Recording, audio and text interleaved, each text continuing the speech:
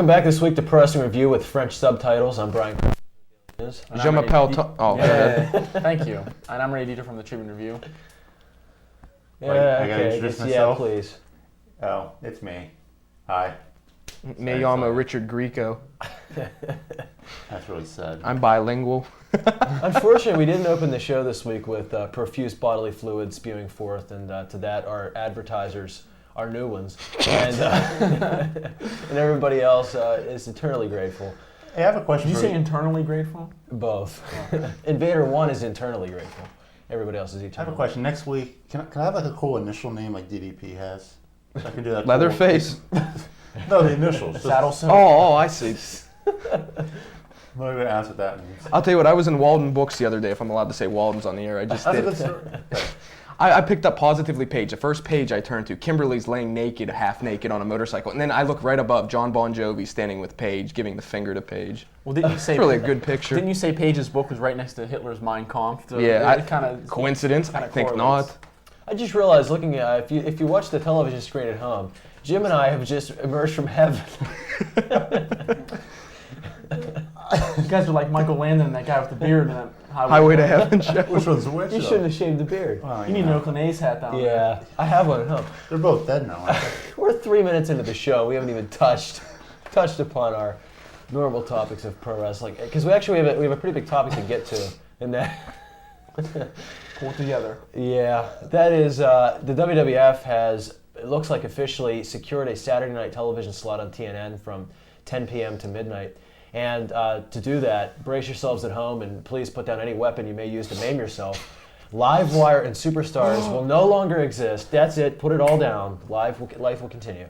But this sure sounds like a WCW time slot to me.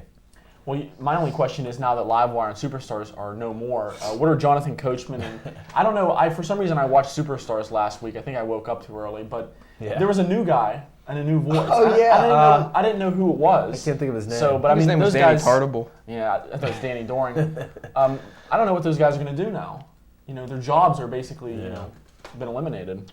Did they ever do anything before Well, no. Livewire and Superstars were canceled? Well, when we went down to the Civic Arena, Jonathan Coachman was running around with shorts and no top on or something like that. You gotta love a guy who really He is doesn't into do his anything. work. He was running around. He's talking to S.A. Rios or something. Do we see the What did you just say? Talking to S.A. Rios. Who? All right. do we see the death blow for 18 Wheels of Justice on TNN being that WCW will get that time slot? Though? Actually, I think we're seeing the final nail in the coffin of the Grand Ole Opry. Oh, jeez. I think I can't believe I even know anything about country music, and I think it's moving to CMT. But I think that is Don't actually know anything, huh? Well, I read up. I seriously don't. I hate country, but nonetheless, I think that was kind of one of the things that was holding us back a little bit, is because that was sort of a staple of TNN, and this is sort of like once again the last nail in the coffin of TNN being a country music station. This is really the last thing they had They left. planned this, I guess, 2 years, maybe a year and a half now, that they have acquired Raw and WWF programming. They wanted to move away from that. Oh, let's just say HIC programming. Well, I mean, that's one of the things people have speculated before about Raw's ratings being down a little bit, is because not a lot of people were accustomed to watching TNN. I mean, Right. you know, they have like the Conway Twitty roast and Yeah. anything else that they can get their hands on for less than like $20. Right. So I mean, I think that's a big deal, because when they were on USA, the shows, they still suck, but they were at least more contemporary. So I mean, hopefully this is a step in TNN's direction to kind of get some updated programming. Well, here's the thing. Being that this will be probably a WCW time slot from 10 to midnight, I believe, Yes. is there anybody worth staying up to midnight to watch from WCW? I realize Saturday night people don't go to bed ever, so... Well, Rob Van Dam, I think people are going to stay up to watch now. Well, he's going to defect, Brian. I don't think he will now. I think if you keep that a separate show, you're going to have to keep some guys there who can draw. And I think Van Dam, at least with the reaction he's gotten on television the last couple of weeks, I think will be one person who can draw people to that show. Well, the thing is, I mean, I for one, I'm not going to stay up to watch a Sean Stasiak barn burner. I mean, Christ, I mean, geez, Sean Stasiak, he's not even over with the crowd yet.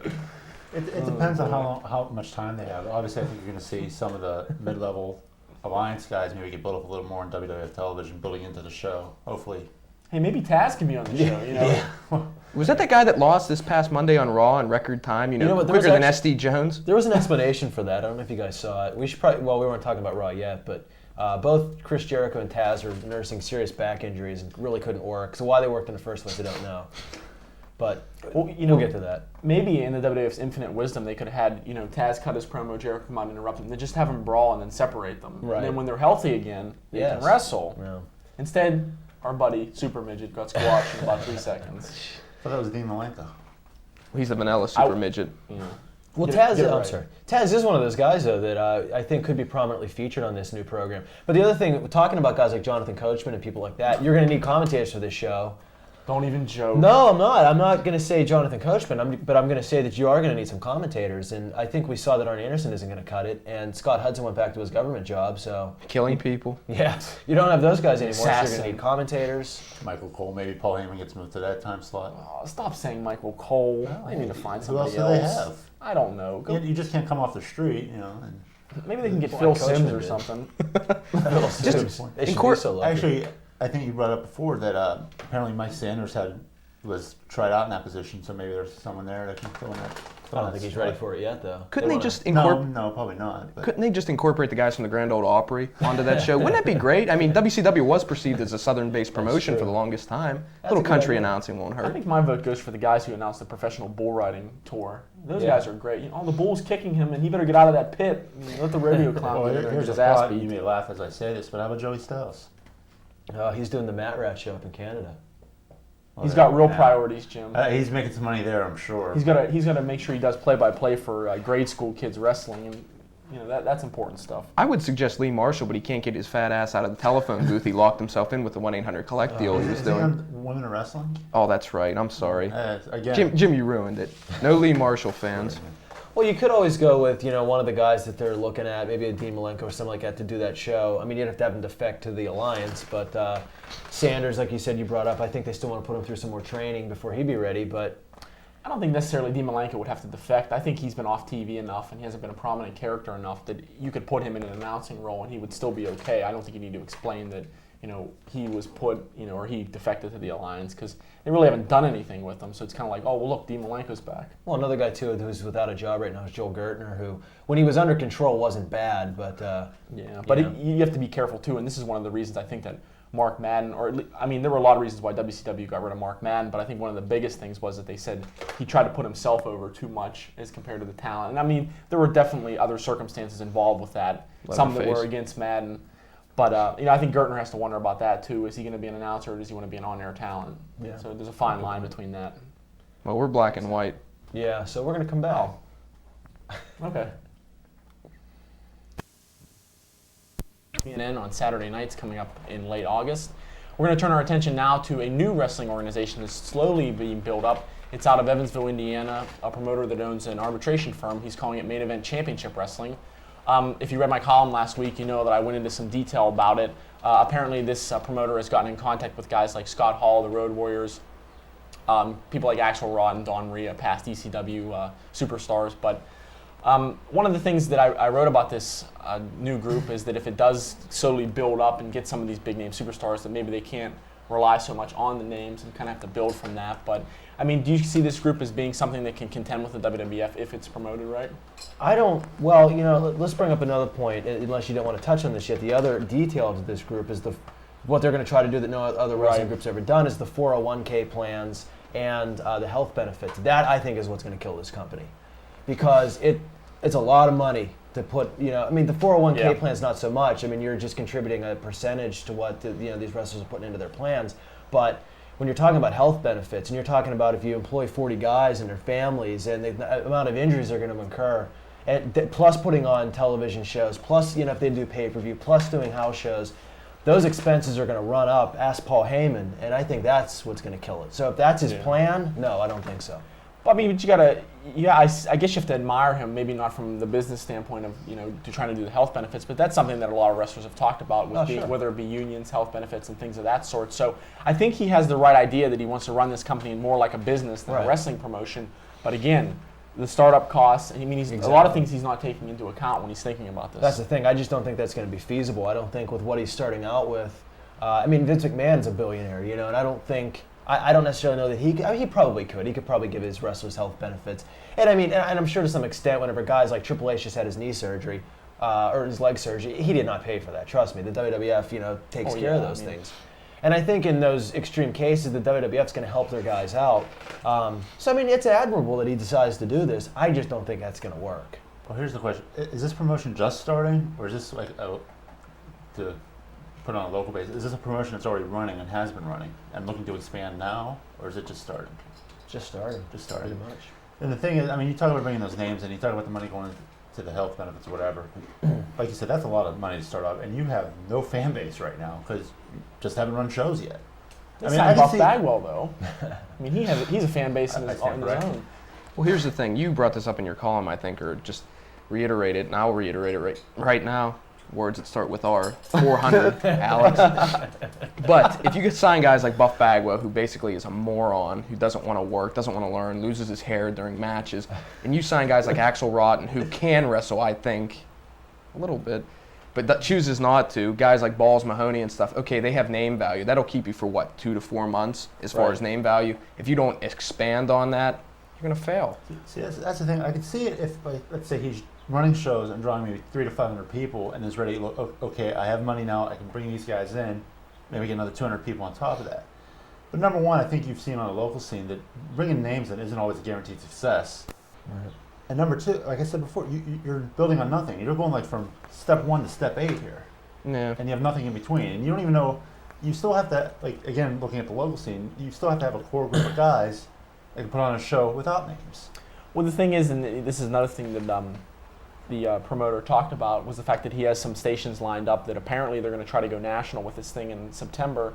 I mean, I think that's, like I said, it's admirable that he thinks he's going to do this, but I think he's not taking into account some other things that might be involved. He's got to get stations clearance. The last time I checked, he had 6 stations that he had cleared to air the show.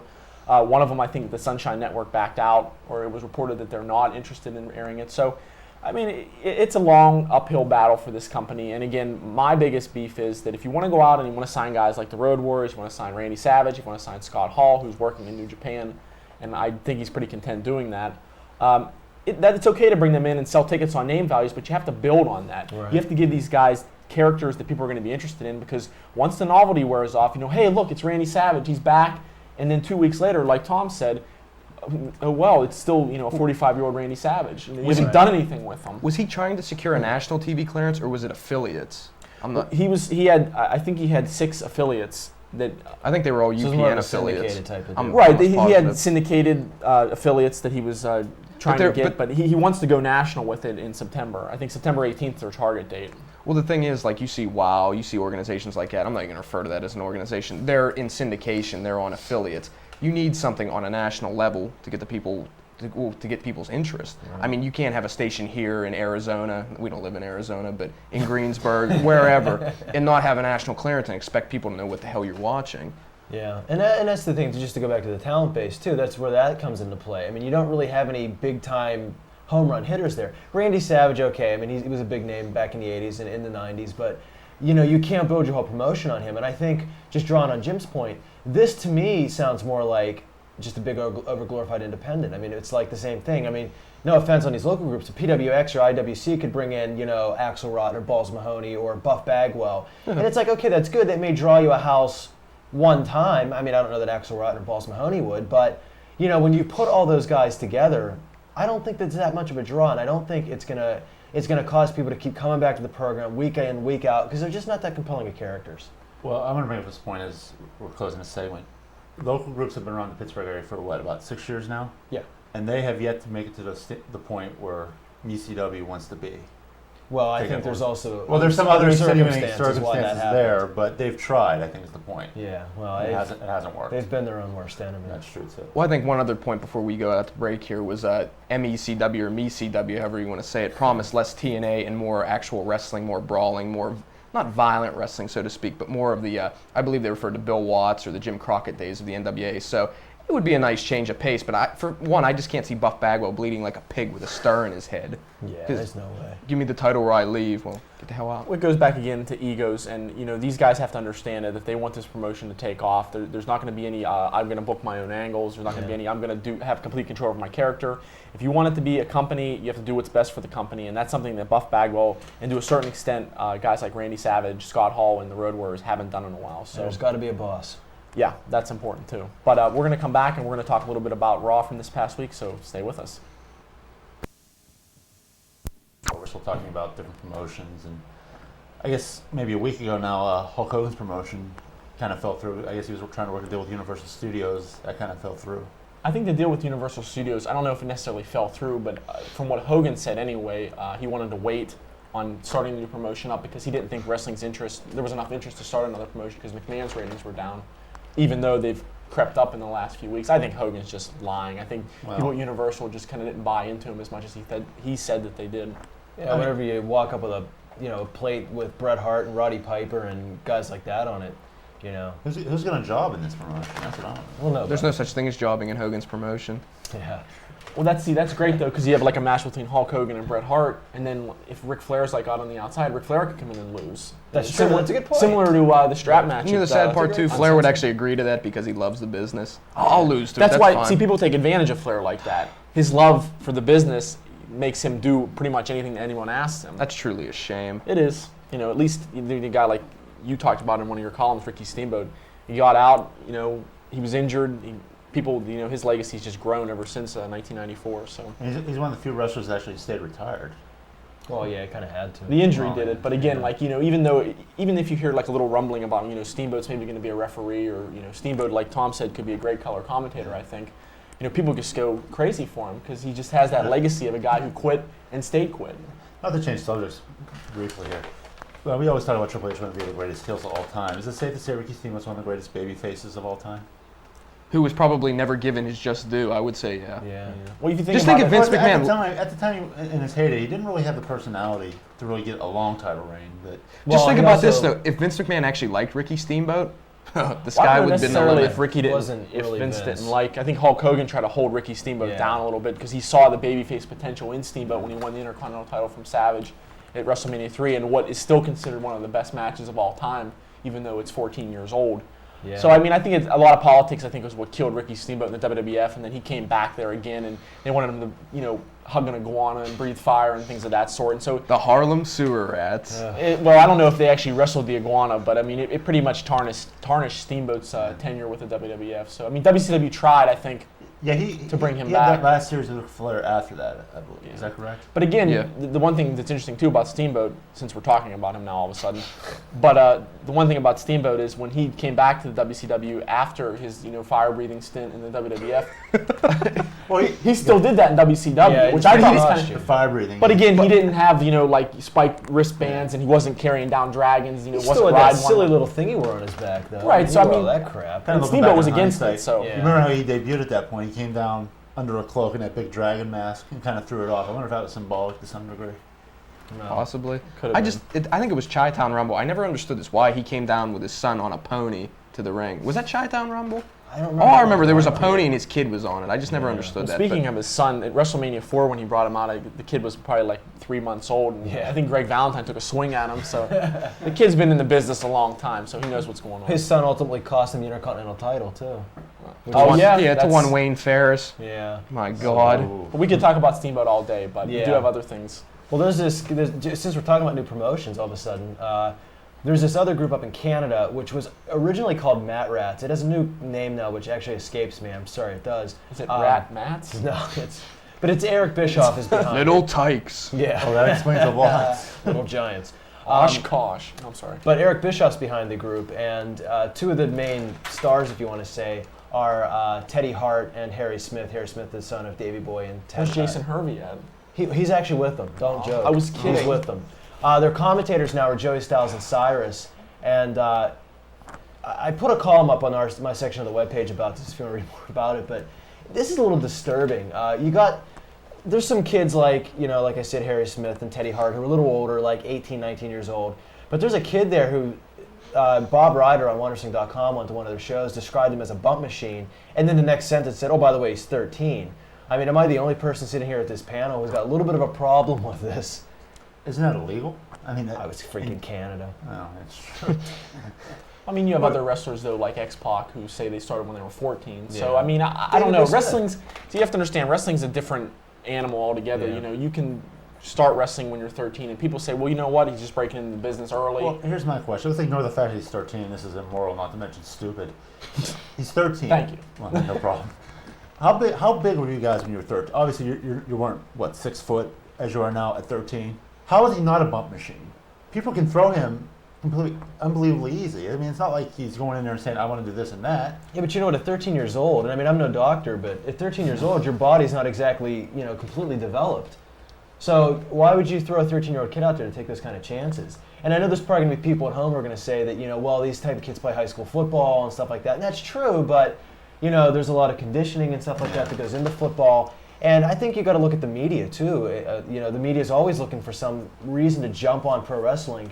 All that needs to happen is for one of these kids to break their necks, and here we go again. And if a kid breaks his neck playing football, the backlash isn't going to be there because football's accepted, it's a sport and things like that. But this isn't going to be the case if it happens with this. And I just think they're playing with fire. And well, I have one more question, kind of off the subject. Now, Eric Bischoff is behind it, right. And Bob Ryder's for it. They're married, Jim. I just wanted, Good God. I wanted to clarify that for the people at home. And In closing here, I remember how Cyrus in ECW used to say he used to love to have intellectual intercourse with people smarter than him. How the hell can you have intellectual intercourse with a 13-year-old? I mean, he can tell you he likes Barney and dance around in the suit. Yeah.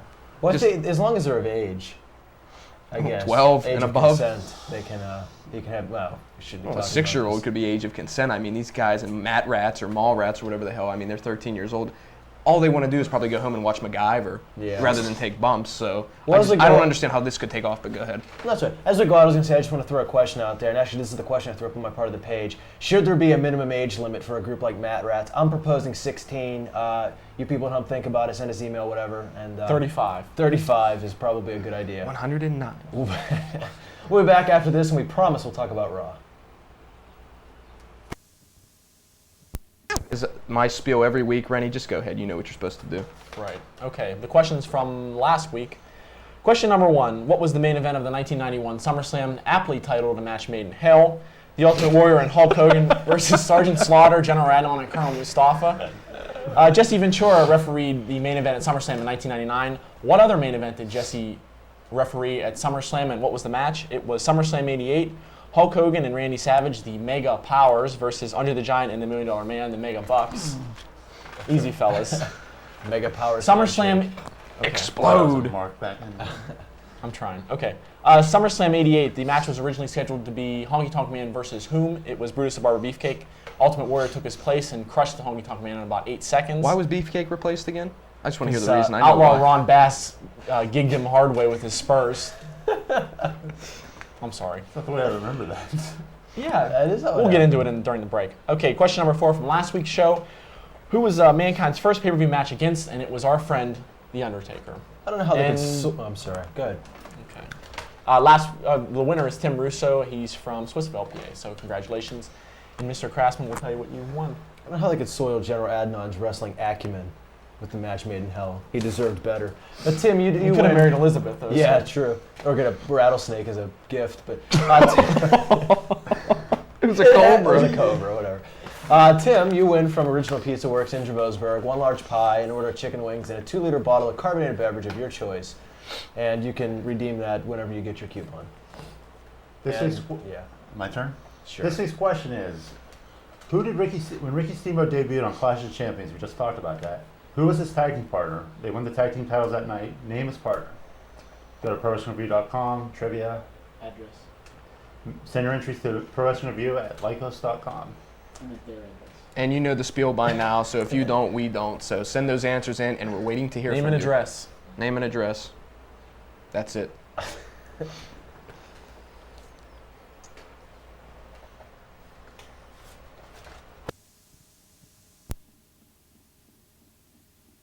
You did, unfortunately.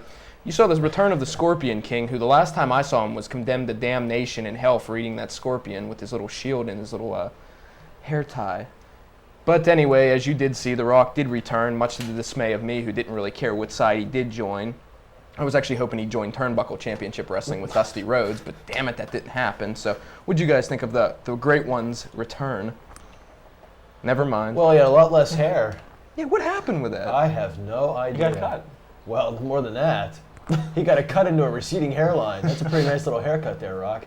I don't know. We talked last week on this show about WWF taking advantage of this story and maybe dragging it out a few weeks. And while I kind of still wish they would have done that, I think they handled the evening pretty well. They kind of built the tension between Vince's side and Shane and Stephanie's side the whole night to pretty much hilarious proportions, highlighted by Regal and Tajiri bringing in a stack of pies. But I think they handled it well. I think the return came off very well. And if you were going to blow the surprise in one night, that was probably the way to do it. Yeah, I mean, like you said, last week we talked about it, and I was a big fan of them waiting until maybe 2 weeks before SummerSlam and revealing what alliance, whether The Rock would join the alliance with the WWF. But unfortunately, this is the WWF, and there's no time to wait for anybody. So they went ahead and divulged the fact that The Rock was going to join the WWF last night. And a lot of people on the internet were complaining that why did he give Vince McMahon a rock bottom and blah, blah, blah. Well, I think that answer is pretty simple. That the fact that they brought up all the things that Vince McMahon did to him, that was kind of like payback. Then he did it to Shane, and then he decided. So, yeah, I mean, for one night to give it away, I guess it was done the best they could do. But I was a little disappointed that Rocky didn't give more of a promo than finally.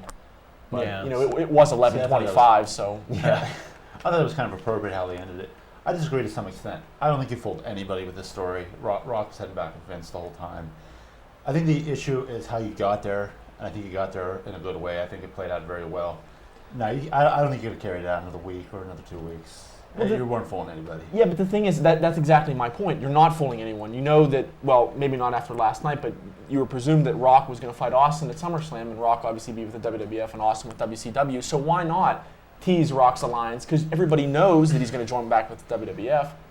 At least you could have built on this as a story that people could have followed, maybe up until a week or two before SummerSlam. Well, maybe to some degree, but I don't think teasing it would do anything. I think most of the people bought the fact that The Rock was going to beat the WWF. The biggest person I believe last night that thought Rock was going to switch was Jim Ross. And that's not an insult, don't get me wrong. I mean, he sold it very well. But nobody believed The Rock was going with the alliance. You can't. It's a simple matter of having their two biggest stars on the same side. See, you can't do it. I can agree with you to a point, but I think they did have I can compare it to the movie AI. If there was a portion of the movie of AI, if they would have ended if they would have ended AI with the kid under the water, they could have salvaged the movie and it would have been great. But I think they could have salvaged this and made it plausible to drag out a couple weeks. When Rock did his "Finally the Rock has come back to" catchphrase, if you would have just said "Finally the Rock has come back to," dropped the mic and walked out, then I think you could have dragged it out. Because whenever Heyman and Ross were talking about, he didn't say what side he was on, then he was leaving that possibility open, where you can just use him in a limited capacity on SmackDown this week, almost to do the same type of stuff, hit and run, a couple different people. You still have people guessing about where The Rock's going to end up, and then maybe it's only a 1 week thing, maybe you have to reveal it next week. But I think that was the point of the story where you could have managed to make this a story that you could have dragged out. Well, I think it's also one of those things, well, maybe if you drag it out with your plan, which is a good idea, I think you could have done it. Maybe you get a generic rating next week, but let's face it, I mean, people are looking for the payoff this Monday night. Rock was coming back, everyone knew it, and I'm still not convinced even doing that would have convinced anybody. I think it would have got people. And then, of course, people complaining now about The Rock coming back and saying it one night, not us, of course, but people on the internet saying, if this would have been dragged out for 2 weeks, people would have said, well, why are they dragging it out? It's ridiculous. Well, with The Rock returning, obviously SummerSlam's about 2-3 weeks away at this point. And rather than have another three-way at a SummerSlam, which absolutely sucks the last time they had a three-way at SummerSlam, who the hell's The Rock going to wrestle? I mean, what is the lineup for SummerSlam? Yeah, I don't know. As we know it today. After Monday night, I'm not convinced it's going to be Rock Austin. I think maybe they're going to push that back to Survivor Series. Yeah, I think they probably could. That's one of the things I brought up when I reviewed SmackDown when they were hyping The Rock coming back. I mean, there's really no reason to rush Rock and Austin. I mean, that's something I think that you need to build up for more than 3 weeks. I think you can go into SummerSlam. I think you can feel confident about having Kurt Angle in the main event against Steve Austin. Obviously, it doesn't have to be title for title, but these two have pretty much gone for the last few weeks building towards a match at a major pay-per-view. So why not have undercard Rock versus Booker T? And, people are going to say, well, Rock obviously is going to squash Booker T, and that's going to kill Booker T. But, again, that'd be interesting for some people that compare those two while Booker T was in WCW and Rock was in the WWF months ago. I mean, we've already established a story that Steve Austin is sending Booker T out as a front man, so to speak. So it's no leap of logic to have Steve Austin say, okay, you got Booker T, Rock. If you get through him, I'll think about giving you a title shot. Let's face it, if you also put Booker T in the ring with The Rock, it's not going to be your main event, but it's also going to be I would guess, a fairly important match for Booker T to perform well in. Well, last year SummerSlam they added Kurt Angle into the mix. I believe that they added Kurt Angle, and they didn't feel confident enough about Kurt Angle carrying a main event on his own. I think now it's obvious that Kurt Angle can do that. Absolutely. I mean, I don't think there's any question that Kurt Angle versus Steve Austin can headline a major pay-per-view. Yeah. And again, my point being that Rock versus Austin, that was your money match at WrestleMania. Obviously, Rock lost. Vince McMahon and Austin joined sides. Why not build this in, like Tom said, have it at Survivor Series? Why do you have to rush 3 weeks? Oh, I'm sorry, Jim. Why do you have to rush it 3 weeks from now? I think now they're confident in that. I think that's what they're going to do. So, I mean, we'll have to wait and see. Hopefully they will do that. Factor in the fact that The Rock has been off 4 months. I realize he didn't forget how to wrestle because he never did know how to wrestle, but he still could have a little bit of ring rust. Well, that may be a little harsh on my part, but maybe put him with a Booker T. Don't have him squash him, obviously, but Booker T gets the rub. He wrestled The Rock, probably in a good match. Maybe they could have it a Rock Bottom versus a bookend match. Here's one more quick point. No. If you have Rock Austin SummerSlam, unless you don't go to, I think you'd go to a clean finish at that point. If you do that for whether Austin wins or Rock wins, you're passing a major point in the storyline, and that's just another point of them accelerating this whole story, which they don't need to do. And the other thing, too, that the writers have to worry about as we go out is the fact that they brought Rock back. Now they're going to have to work hard. Now they're going to have to make people from now on, write stuff for The Rock, and they're going to have to make people want to buy SummerSlam. It's not going to be like, well, Rock just showed up and, now you're going to have your choice. You actually have to write good storylines. But we're going to come back, and we're going to talk a little bit more about the World Wrestling Federation because that's all we have left. So we'll see you. Something a little bit different, other than just what you see on Raw. We're going to talk a little bit about MTV's Tough Enough, and we're about 6 weeks into the show now, and I think we've all kind of got an idea of what this program is going to be like and what the last couple of weeks. I guess it has 7 more weeks left to go. Yeah, it culminates with a live last episode where they're going to pick the 2 winners. We've seen, 5 people eliminated so far? Yep. Am I right on that? 2 cuts, 3 points. Right. So we're getting down to it. We're starting to find out who's going to be tough enough. Who's that was not? good, man. Yeah, that sucked. But anyway, I don't know. I'm starting to really lose interest. Oh, you're not the only one? It's odd because I'm not saying I'm gaining interest, but I am looking to watch it every week. I think Even when we try to be negative, he always has to bring positive into it. I'm just a positive guy, Randy. Yeah. I don't know. I think I'm not real crazy about the real world feel of it, but at the same time, you just can't have these kids in a training center and just go with that for 30 minutes because I don't think that would be as interesting. Well, I woke up late last night and turned MTV on, and they had a trailer for this week's Tough Enough. Are they going to Palm Springs or something, or maybe that was just a really bad dream on my part?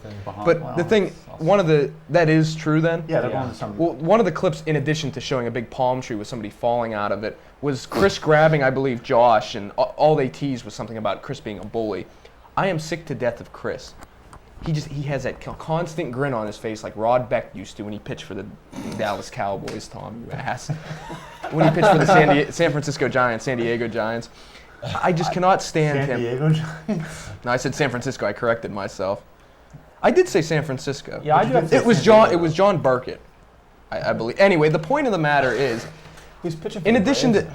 I'm sorry. Yeah, go ahead. Come on, Lanny. But anyway, in addition to the fact that Darryl probably was the one whose contract it was to lose, Chris, I feel, was along those same lines. Okay, he's tall, he's conceited as hell, he's from Harvard, so he's no good right there.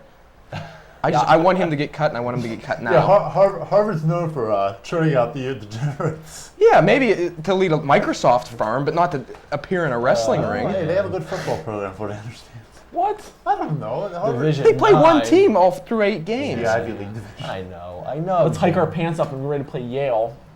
Mine. I don't know. I agree that you do have to have a little bit of a soap opera-ish element to the show. I mean, it's almost like when you watch Raw, you kind of have to have the backstage vignettes and the promos. No, you don't. To flesh out the characters. But A, there ain't a whole lot of characters here to flesh out. And B, I am more interested in watching how these kids go through this training. That's what originally turned me on about the show was you get to see what 13 people going through a wrestling school go through. But I don't think they're giving you what they're completely going through at this training. I mean, every week you hear, oh, my knee, look at these bruises, we have to go work out. I get to drive around in a Ford Explorer that's brand new. Damn, we get to go to the Bahamas. I mean, I don't know. I just think it's really lost a lot of its steam, and I just don't care about it. But you have to remember this too, Brian, and I realized that for us, we want to see more about the training. We want to see more Right. about them taking bumps. But you have to understand, this show's on MTV. Yeah. They're going for a broader audience, so they're going to have to do things like go to a transvestite strip club and Yeah, the Bahamas. jeez. I mean, I'm not making that up. They did that. I So, saw that actually. It was really disturbing. but you know, that's just the kind of thing they're going to do because they're going to try to reach an audience past wrestling. Right, You know, right. and it's not directed just towards wrestling fans. Well, here's the thing. I agree with you to some extent. I think, yeah, they can use a little more of that. But if you don't have the soap opera element, as you like to say, I forget the kid's name that quit the first week to go be with his girlfriend. I think and get Jason. married. Just Incredible. Jason. Yeah, I even wrote a column on it. I can't remember. But you had to give elements of what he was going through. Oh, I agree. If you didn't, the whole situation would have been lost. I agree with you, but I think a lot of these elements of what they're going through that they're showing in these soap opera like segments aren't showing you what they're going through in their training. I think it's more like, you know, watch them fall in love. I mean, you know, who cares? But see, that hot tub think- is magic. No, yeah. No, the problem with what I said there, though, the three even moderately interesting people that were part of that soap opera element are now gone. Now, Jason went off to be with his girlfriend. The other two bimbos that left just didn't have any talent. Hey, They you decided didn't know to- them personally. Oh, come on. The girl said I like having big boobs. Come on. I like having big toenails. Yeah, this week Cut actually, people. the one interesting thing I did think about this show this week is whenever Chadrick was, you know, removed from the show, you actually finally saw Jackie and Tori and Al Snow be emotional over losing somebody. I mean, in the past they were always compassionate with people, with the exception of that big slug Daryl.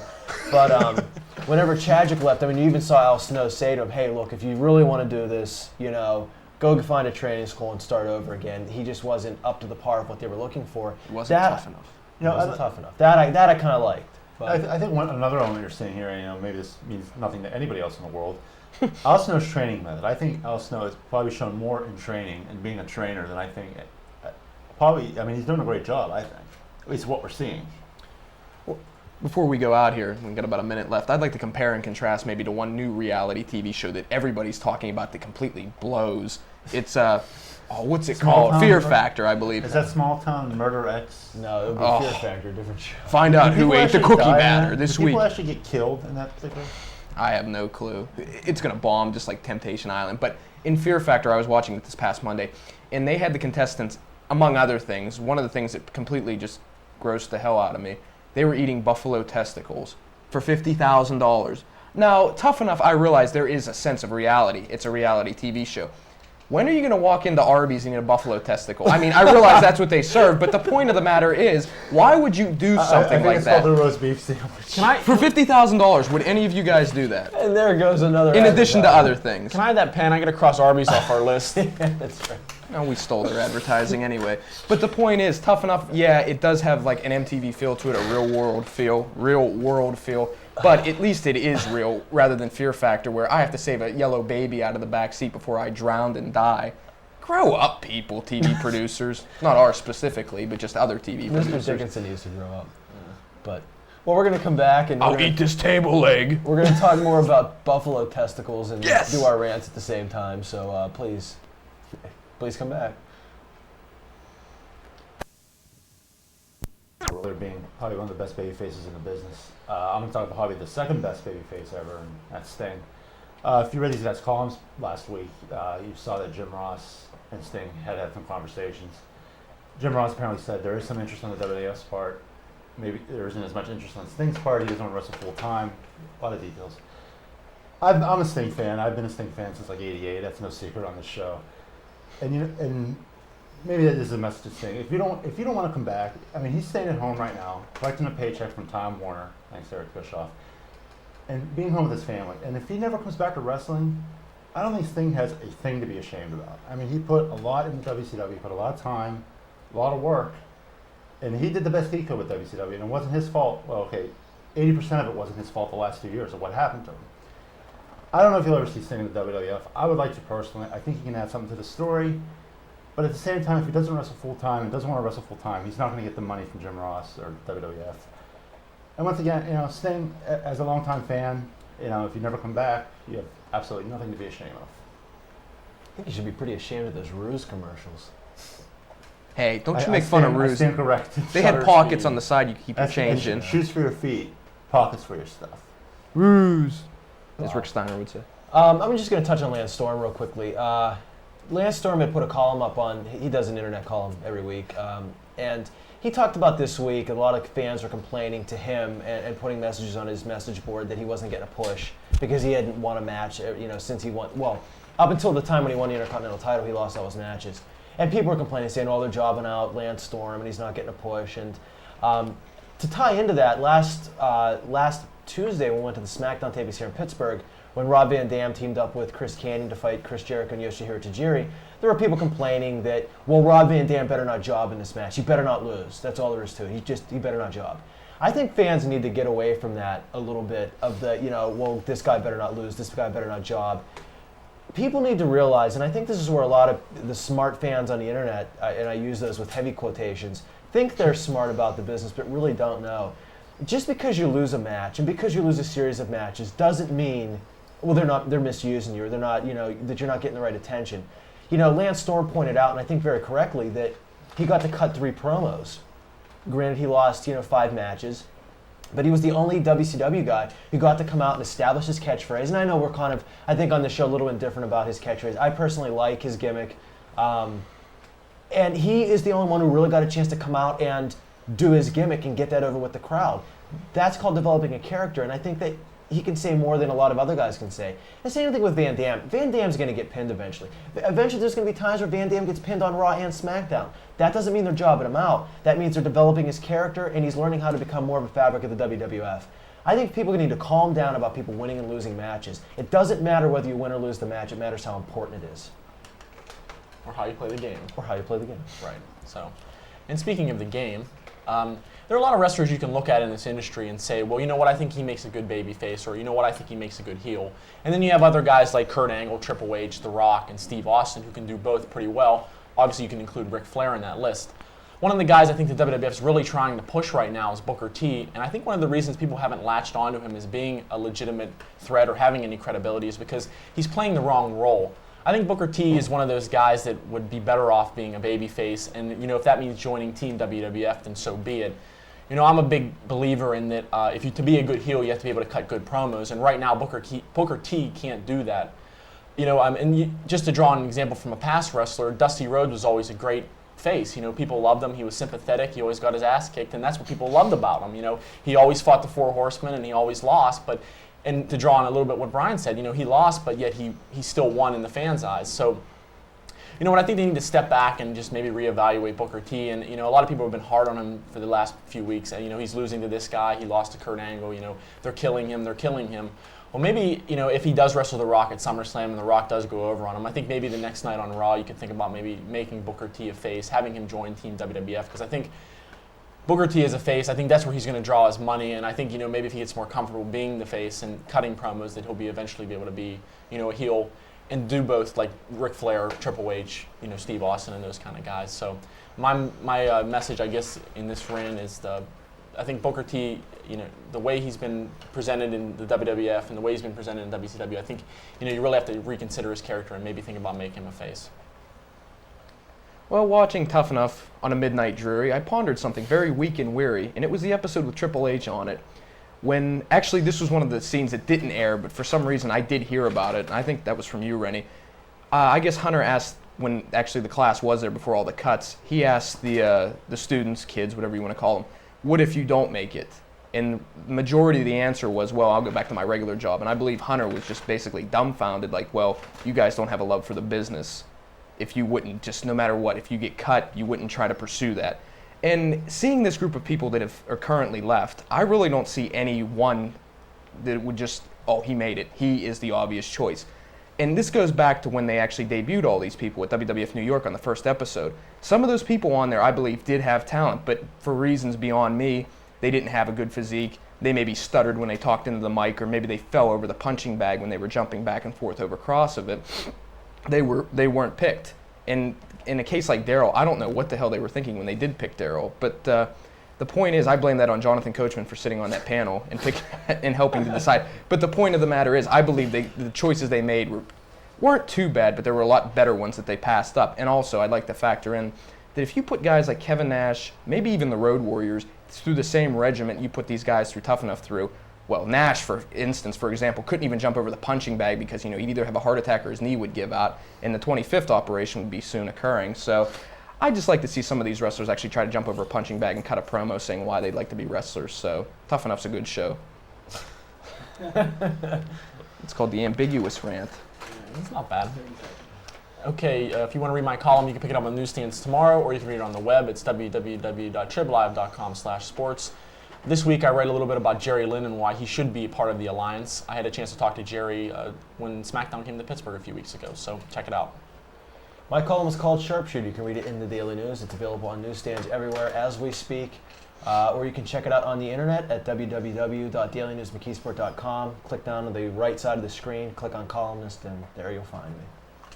Log on to our website. It's prowrestlingreview.com. Click on trivia. The question this week is, when Ricky Steamboat re-debuted in WCW on Clash of the Champions, he won the tag team titles. Who was his partner? Mail it in and include your name and address. The address, once again, obviously, at the bottom of the screen, Pro Wrestling Review. And stay tuned for next week's show. We promised it, and now we're going to deliver the no-holds-barred review, in addition to Suburban Commando and some other wrestling movies that Actually, didn't that's make 2 it. weeks from now, Tom. Yeah, 2 weeks. Well, I'm on a different clock than you guys. I'm on that mountain time. You guys are on the He Eastern uses the time. sundial. I'm getting it now. You are right. It is 2 weeks from now. It is the movie review show. Some of the best and worst, mostly worst movies in wrestling history. And stay tuned for the new season of Pro Wrestling Review. That is coming up when my earpiece went out. When? September. Sometime in September. September's a good month. So once again, the little Larry Zbyszko thing, I miss you dearly. For Rennie, for Brian, and for Jim, and myself, and for Leap and Larry, this is the Pro Wrestling Review, and we'll see you in 2 weeks. You won't. Feel next week. Mr. Dickens is really screwing Tom up. We apologize. We'll be back next week. 1 week.